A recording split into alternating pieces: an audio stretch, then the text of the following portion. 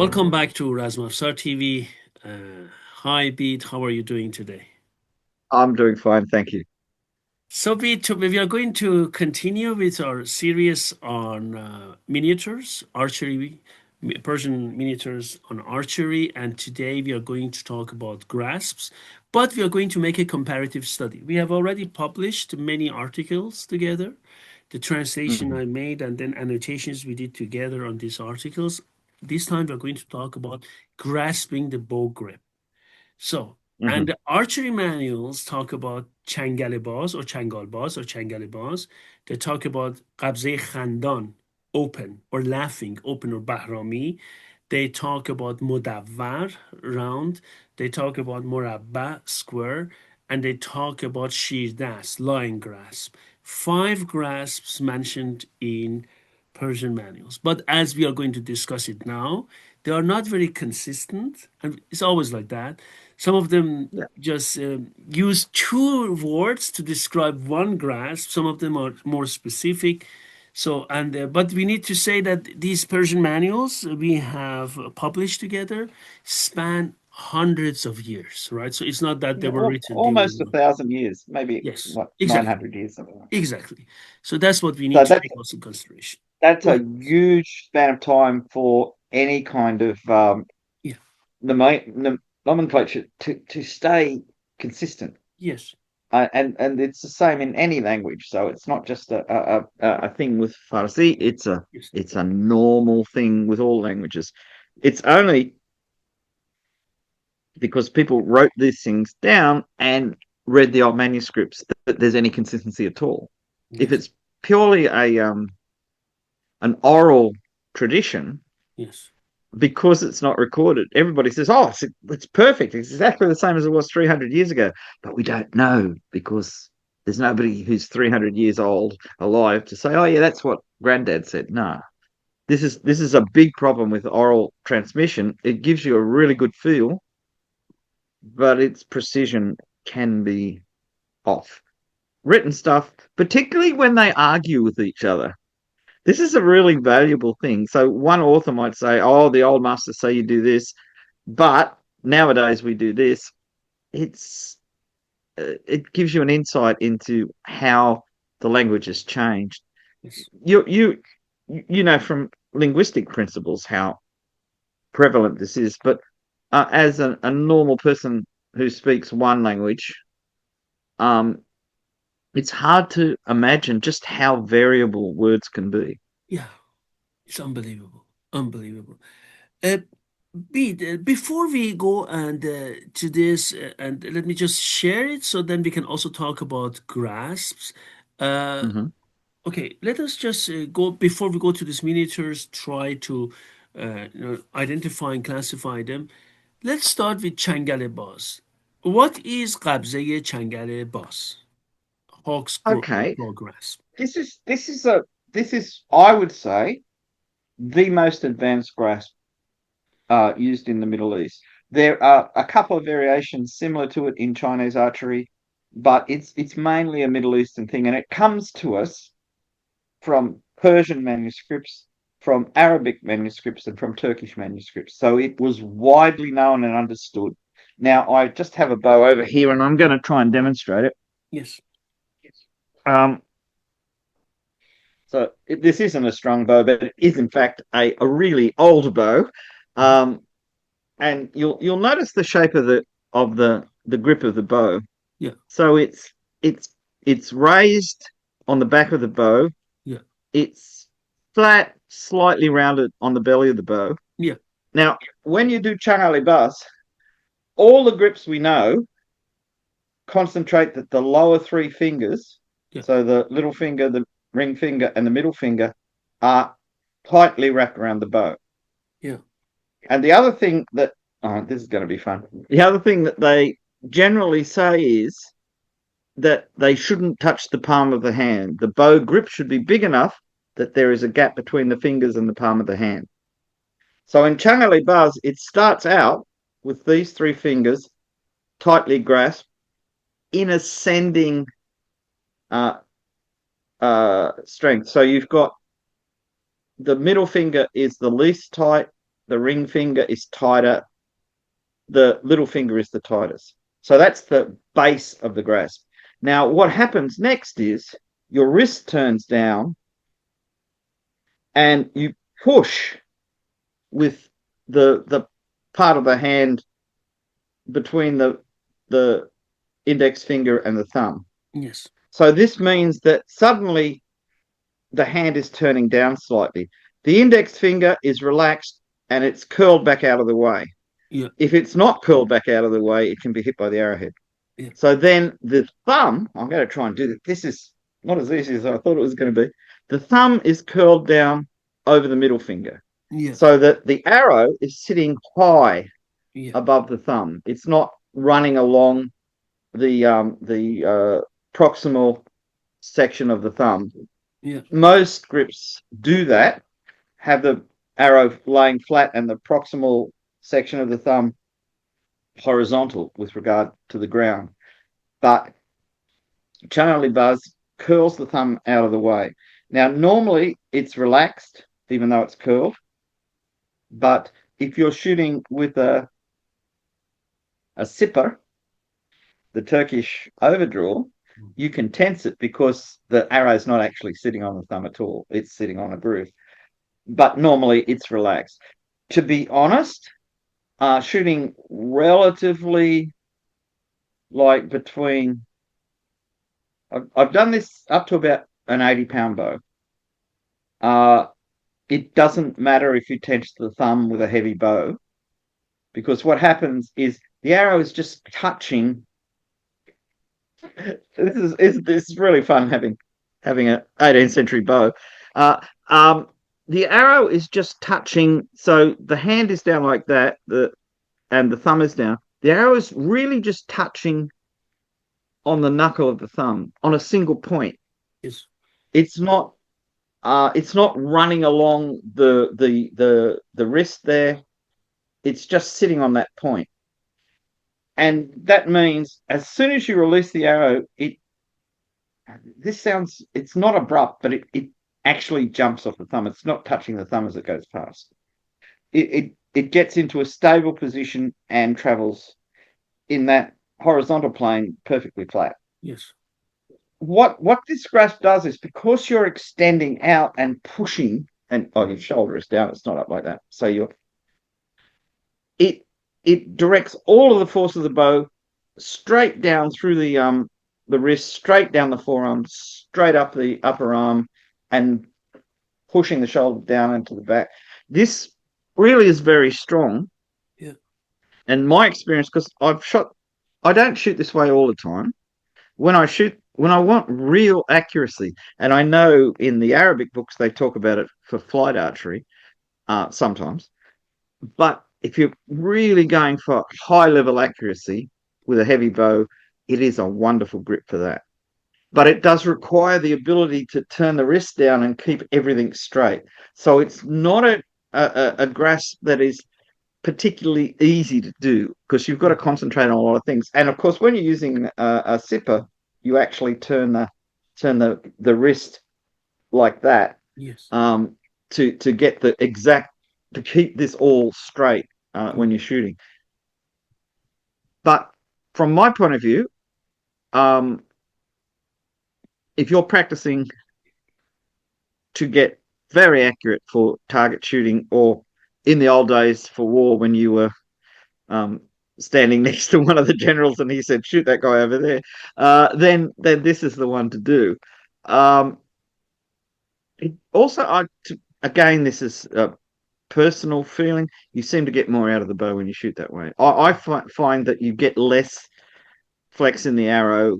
Um, I don't know why. This we'd have to do high speed camera Yeah. studies of somebody who was good at shooting, not me.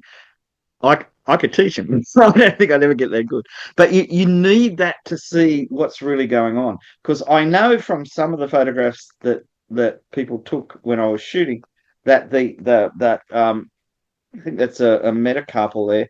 It actually acts a bit like a spring, Yeah. and even though all the force is going up through there, that bit has got a little bit of flexibility.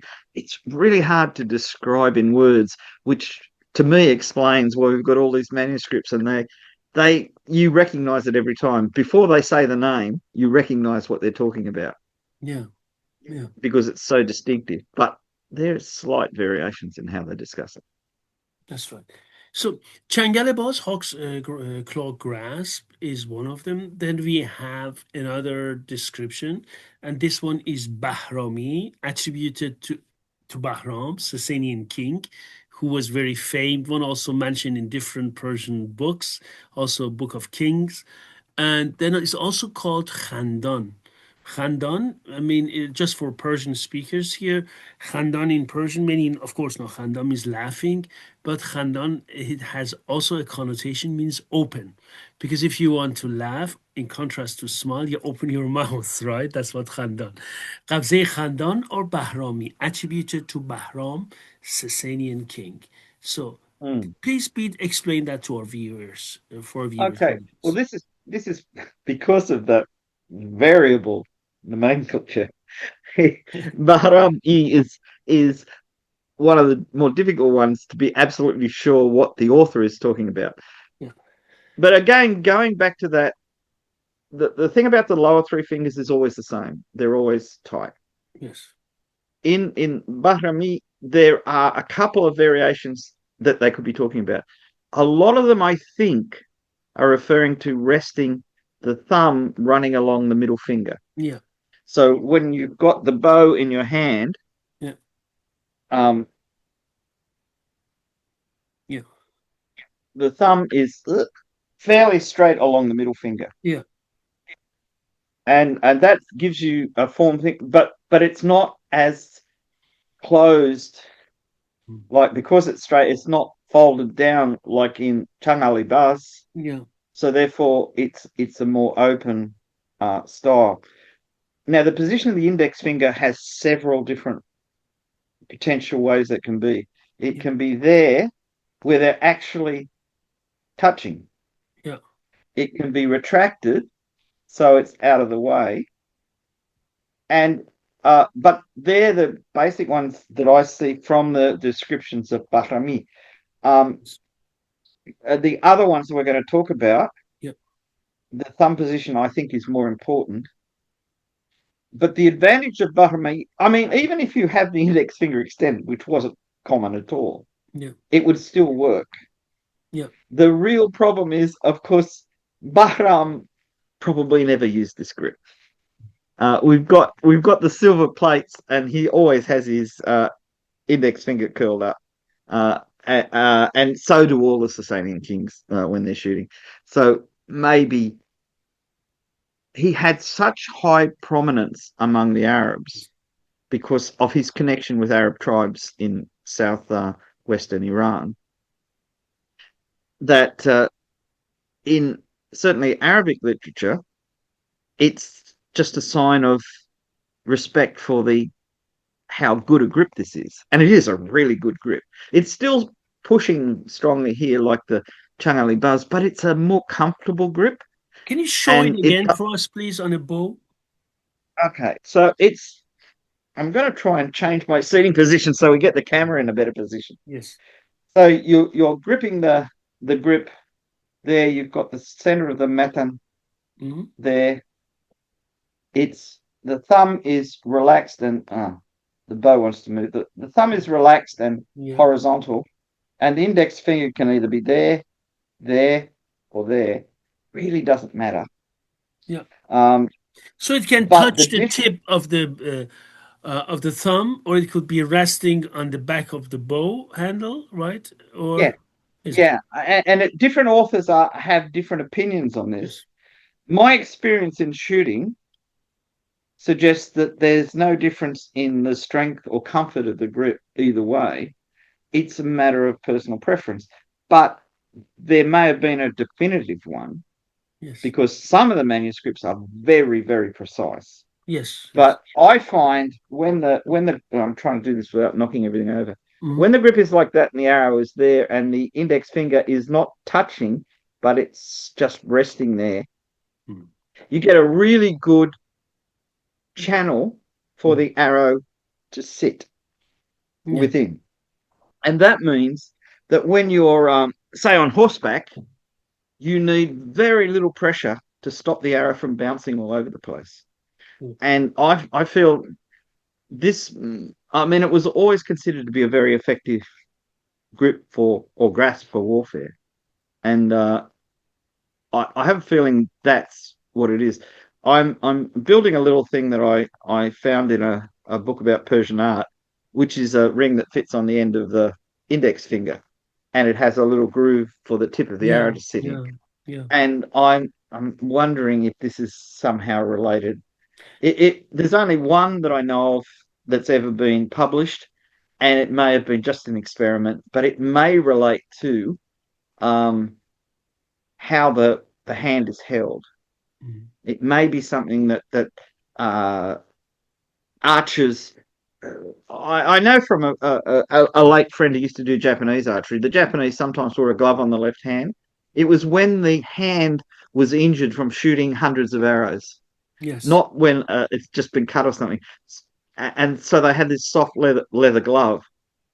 And I'm just wondering whether this little ring was actually a kind of like an orthopedic fitting for your finger to stop damage. I don't know, but barami, as I say, so the index finger can be inside the thumb. This is not common. It Mm. can be at the back of the bow, or it can be on the tip of the thumb. And uh, this is where we're going to run into problems when we get to the square grip, square grasp, I should say. I had I worked up something in I think 2017 on grasps Mm. to differentiate between the grip shape of the bow and the grasp that is Yes. used on Yes. grip, because I'm pretty certain from all of the stuff that we worked through that the round grasp is particular to the round grip, which is an ancient form of grip that isn't wasn't used in like even in the probably no later than the 1100s. It had just gone out of style. Just to make it specific, we talked about also Sasanian art and how they grasp the bow grip. How is it shown there again? Well, normally it's shown. I actually have a bow that would be perfect for this because I actually did a series of tests of the Sasanian draw. Usually it's shown with the index finger Yeah. bent back and see how it's raised and slightly Yes. slanted. Yes. Yes. This is this is why I believe after years of experimenting that the Sasanians mainly shot on the left hand side of the bow because the index finger is acting as an arrow rest rather than the thumb. And the problem is the Sasanian, the draw part will work either side of the bow. It will. And I if you're always a shoot person that, Sasanian on this side, works perfectly. yeah, Perfect. I shot that way for quite a while because if I wanted to shoot with my fingers, I found it hard to swap from side to side of the bow from the thumb side. So I found it easier. If the Sasanian draw is very sharp, when you Very. release it, it's really sharp, and it acts very much like a thumb draw. It does. So even though it's using fingers, it's very. I personally think the two finger English draw also is extremely sharp. From a few experiments, I mean, I'm not a longbowman, so I'm not really qualified to comment. But I think these when they reduce the number of fingers on the string, you got a more efficient release. And I think the reason what made me think that maybe this index finger up thing was diagnostic of where the arrow was some of my Mongolian friends who are shooting in the modern Mongolian fashion with the arrow on that side of the bow, even though they're using a thumb ring. They all curl the index finger up like that to act as the arrow rest. And because they're shooting with the thumb ring, they need a much firmer arrow rest because the thumb ring is the hand is below the knock of the arrow. So it can't influence the position of the arrow. And if I mean people who've shot um, Mediterranean style on horseback know that one of the problems you can have is the arrow bouncing off your hand. It's Yes. not, I mean, good archers don't have it very often, but it can happen.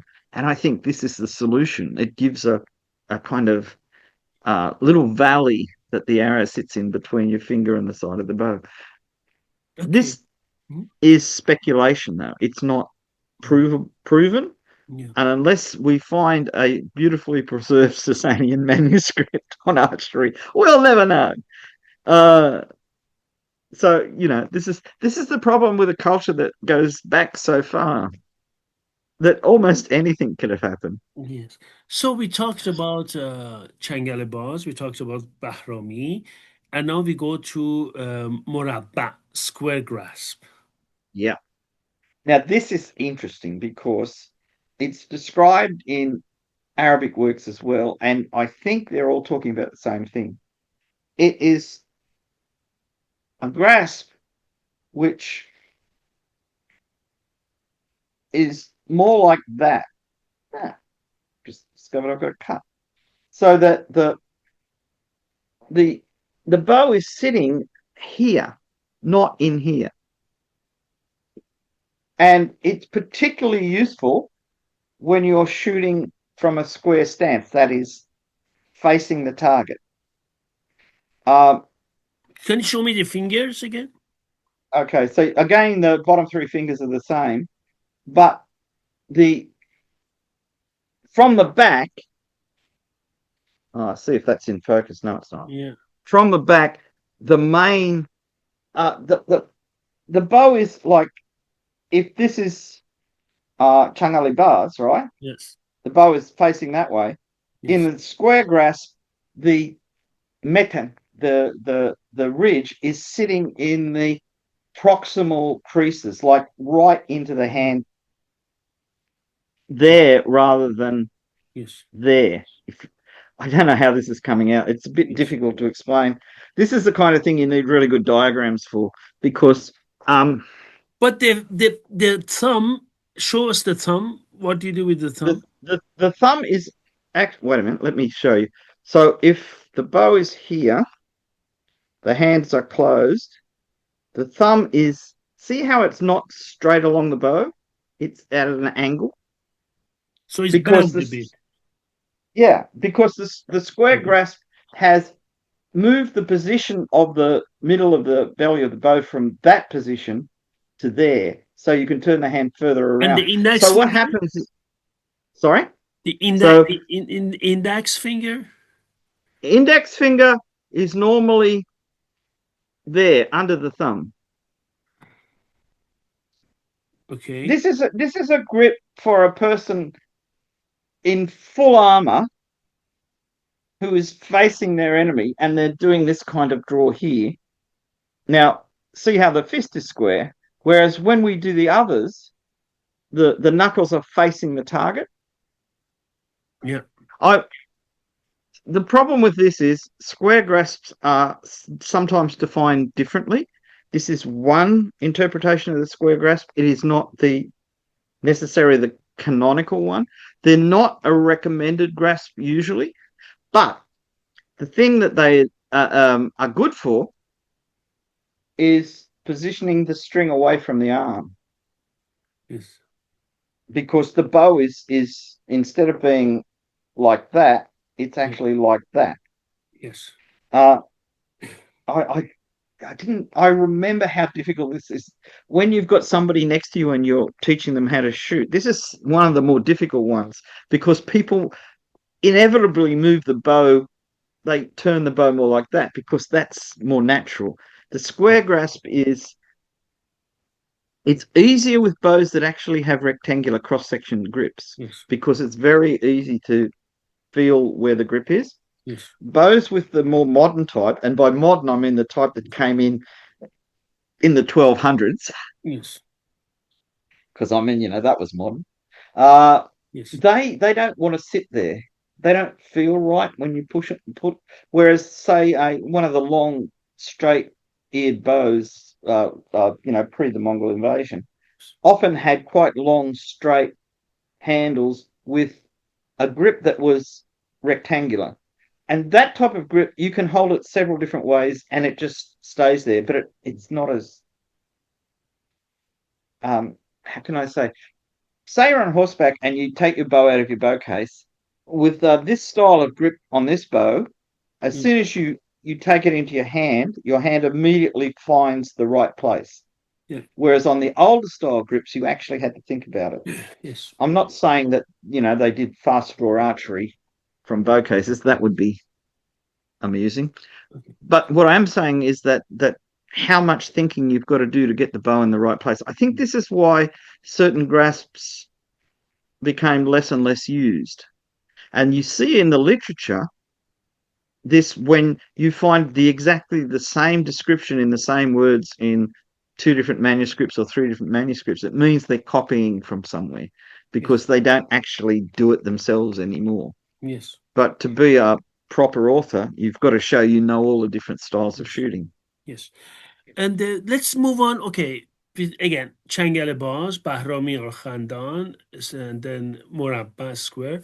Let's go to Modawar, round grasp. This is the one that always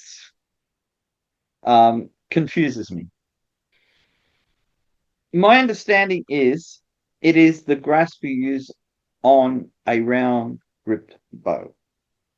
The only reason I say that is because the authors keep getting the two things mixed up. When you read you've read it, when you read these things, you see that they're saying one thing and you think they mean the other, and you're not sure are they talking about the grip or are they talking about the grasp. My guess is again the three base fingers are pretty much the same, but I don't think it's as tight. I'm not even sure you can do it with this shaped bow, bow grip, but I'm just trying to see this section of the grip here is the section. It's actually the index section, but it's not for the index finger, it's for the middle finger. When you put your middle finger there and you grasp the bow and you position your thumb, then the arrow sits. I'm going to try and do this. The arrow sits exactly at the narrowest part of the grip. So this is your arrow pass. So I think with the round grip, it's it's more or less all the fingers with the same curve, and Yes. the index finger just slightly out, Yes. but not. It's not wrapped. This is the next grip, the next grasp, but it's not.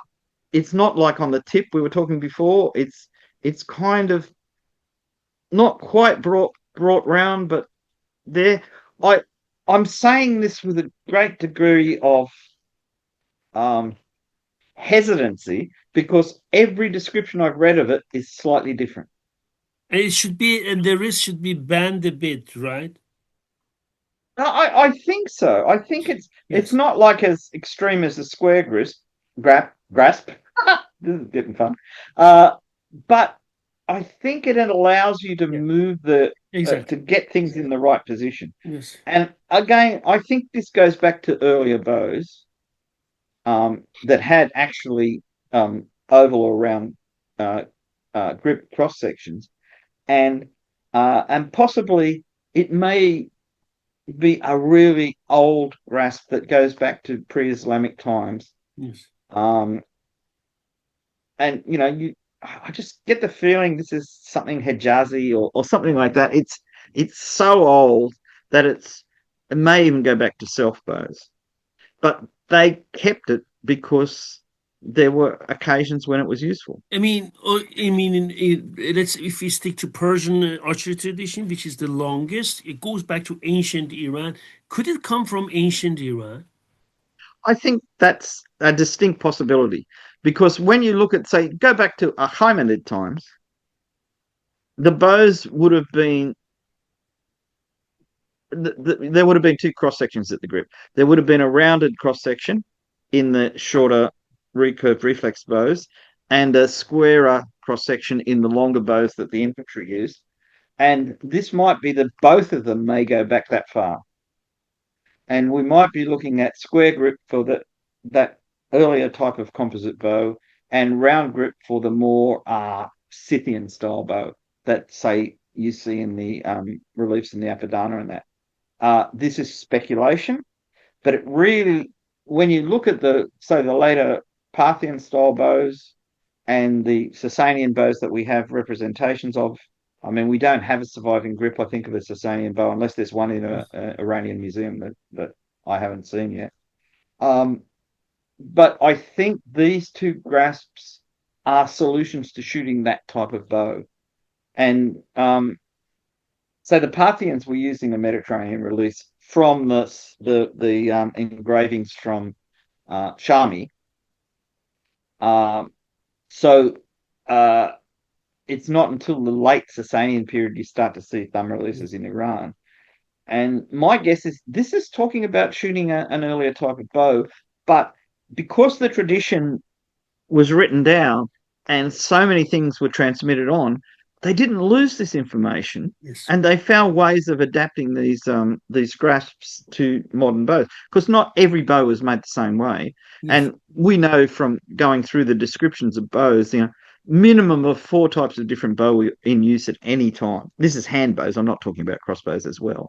This is just hand bows. There are a minimum of four different types, chahakam, all this kind of stuff. So um, it's to me, I think they retained these old styles of grasping bows to handle certain types of bows that were difficult to use.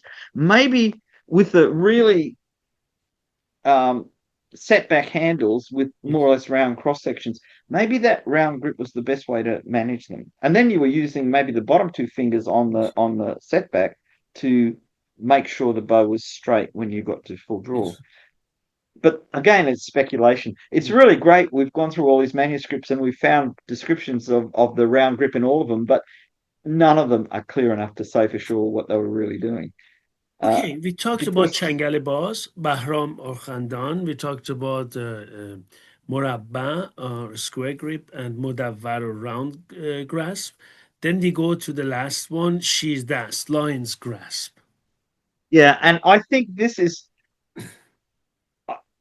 the grasp you'd use on a bow, or if you were holding a lion's tail. I Yes, think. I think this is the full-on grasp. Um, which means that you do the same things you did with the others, except the index finger goes all the way around and the thumb is resting against the nail of, I think you can see that, the nail of the index finger. they say And that, it's for the beginners, and it's they say also it is what did they say? It's for the beginners, and it's a strong grasp. That's what remember they talked yeah, about. yeah, because you've got all your fingers on it. It's like holding a lance or something like That's that. what they say as well. Yes, Yeah, and the thing is, I think in Mustafa Khani, I should say, let's not mispronounce his name.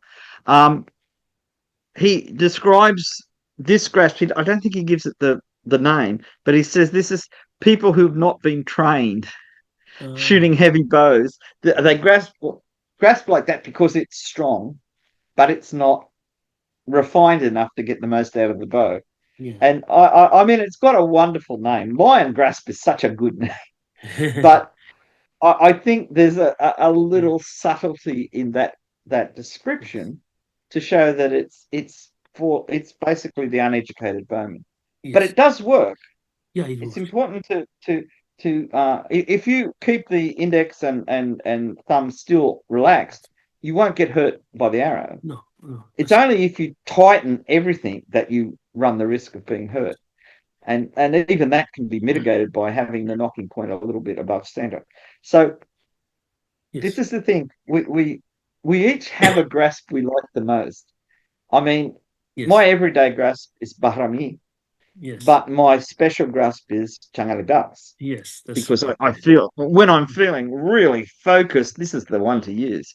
Um, Yes. the square grasp Yes. I use particularly with bows with low brace height, so I can Yes. move the string away from my wrist.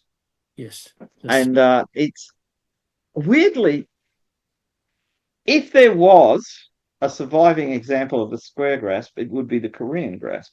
But uh, it's not square; it's actually angled, and the bow is sitting in there rather than and the hand is like. I often wonder if the descriptions we've interpreted them in a Middle Eastern way, but maybe they refer to something more like the Korean grasp, which is Yes, very effective. I yeah, mean, well, it's particularly effective with Korean bows, but it's a yes. really good grasp. Yes. So, Let us, before we go to miniatures, Changale boss, we have this hawk's claw grasp, Bahrami or mhm, Khandan, the another one, open grasp, Bahrami grasp. Then we have Morabba, square grass. yeah, Then we have Modawar, round grass. And then round. we have Shirdas, lion's grass. Five. Now, Yeah. let's go to the miniatures and see what we can identify. But, Yeah.